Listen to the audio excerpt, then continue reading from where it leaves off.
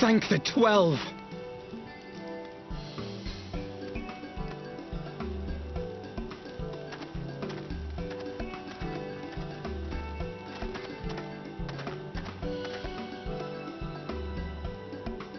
Everything here would appear to be in order. Good. Repairs should be completed by the time we return to the Misery, whereupon we shall resume our journey without further delay. I swear, if I never hear another ghost story, it will be too soon.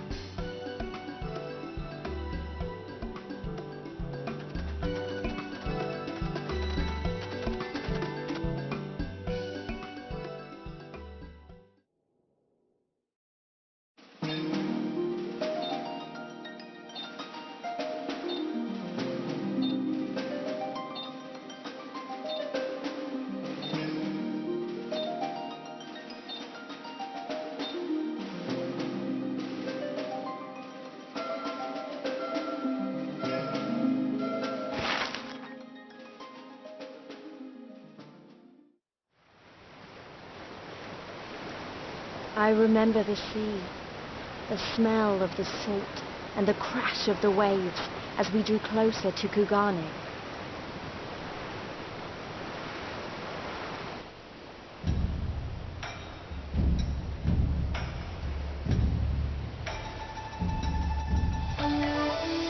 The only port open to outsiders in Higashi, across the Ruby Sea from Ul'dah, from Doma.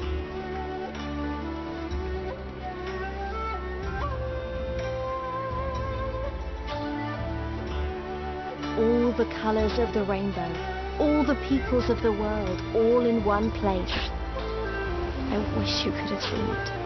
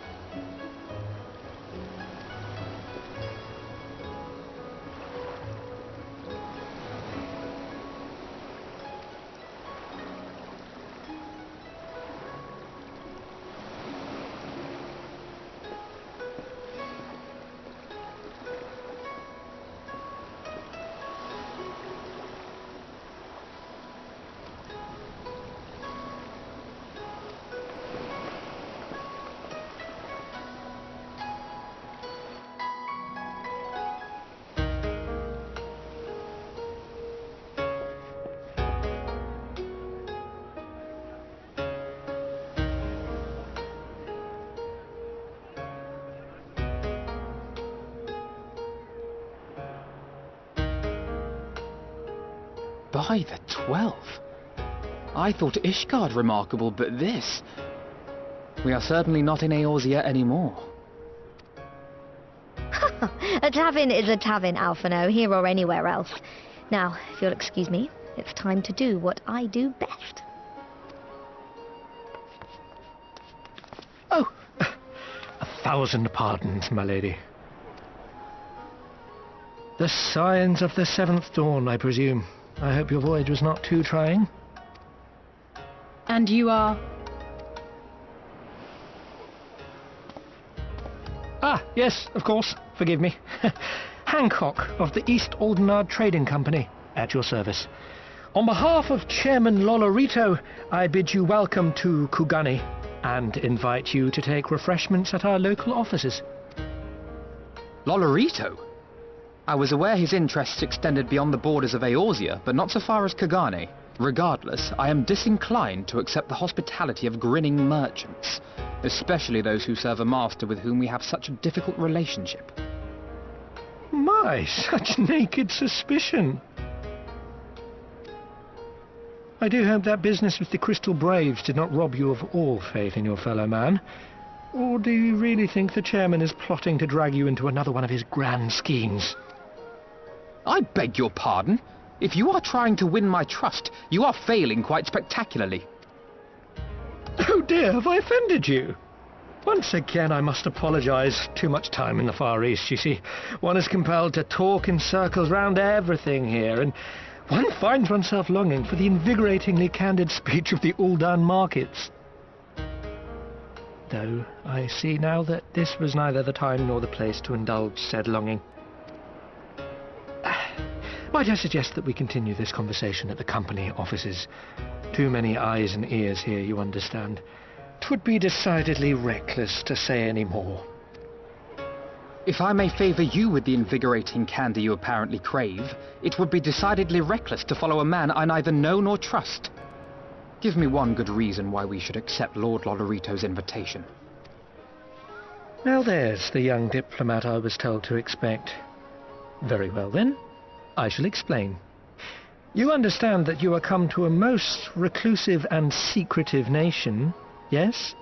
One whose borders are closed to foreign trade save at this single port. Then it should come as no surprise that a great many parties have vested interests here. Merchants like myself are a given, of course, but for every one of us, you may be certain there is also an agent of a foreign government. Many notable nations and empires have embassies here, you know, including, of course, the Garlean Empire. To paraphrase, Kugani is teeming with Imperial spies, one or several of whom could now be listening to our every word. Something to that effect, yes. Beneath this veneer of bustling trade, a war for supremacy is being waged between world powers. One might say we were standing on the front lines, just not in public. I still have my doubts, but he may have a point. I say we accept his invitation for now.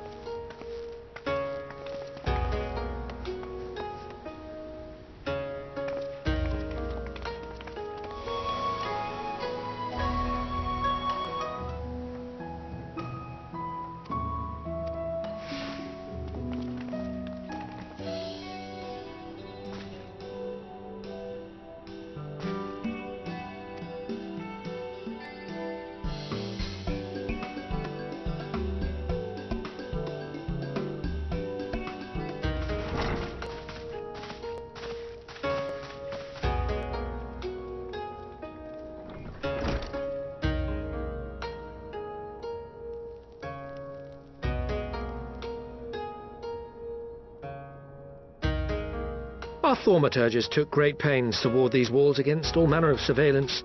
Where business dealings are concerned, we do not compromise on confidentiality. You may avail yourselves of these offices for the duration of your visit. Come and go as you like, and know that you may speak freely here. Your offer is most generous, but I will not enter into any agreement which would leave us beholden to you or your master. A legitimate concern. Allow me to clarify, then. The chairman bids you consider this as an expression of his heartfelt contrition for the bloody banquet and the unpleasantness which followed. Never having been one to put stock in words alone, the chairman deems the provision of material aid to be a more appropriate demonstration of his sincerity. By sheer coincidence, your purpose here also happens to coincide with our own interests. That is, assuming you are come to aid the Doman Liberation Front. How could... I will not bother to offer a denial. You have the right of it. To be specific, we are come in search of our Far Eastern allies, Yugiri and Gosetsu, whom we hope to assist in their fight. The Aori Shinobi and the Rugadan Samurai? Then you will be pleased to know that they have both come to Kugani. Are you sure? Quite. They came here aboard a company vessel, you see. However, they encountered difficulties securing passage across the Ruby Sea. The Ruby Sea? Sorry, I've never been any good at geography. Forgive me. This calls for a map.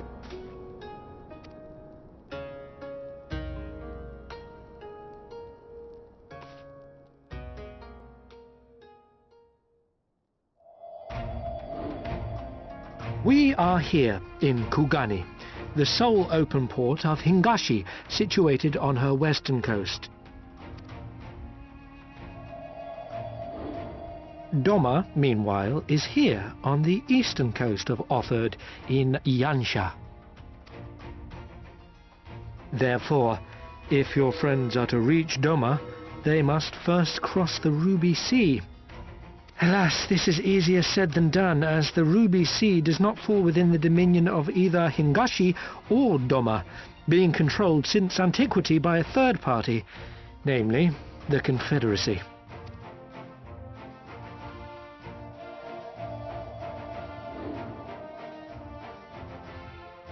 Said maritime collective is known for the consummate skill of its sailors, and for demanding that any vessel entering its waters pay a toll referred to as the Ruby Tithe.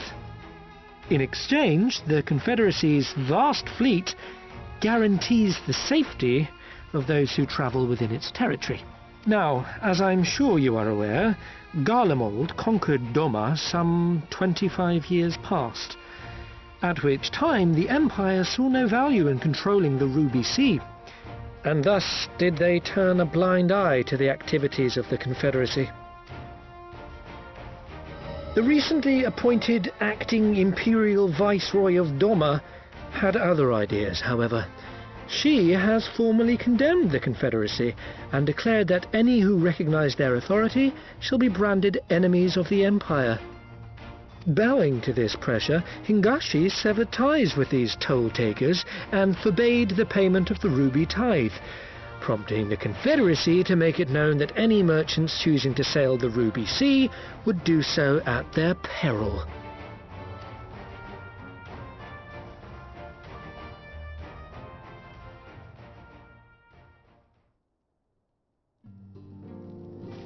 No wonder they struggled to secure passage to Doma. What captain would risk such a journey given the circumstances? I am told your friends were not so easily deterred from their course, but I know not whether their persistence bore fruit. I say we follow in Yugiri and Gosetsu's footsteps and attempt to secure passage to Doma for ourselves. We will need to cross the sea in any case, and we may learn something of their whereabouts in the process. And should we find that they are still in Kugani, we can make the journey together. In that case, I have some information which may be of use to you. No quid pro quo, I assure you. The chairman was most insistent that I aid you to the best of my ability.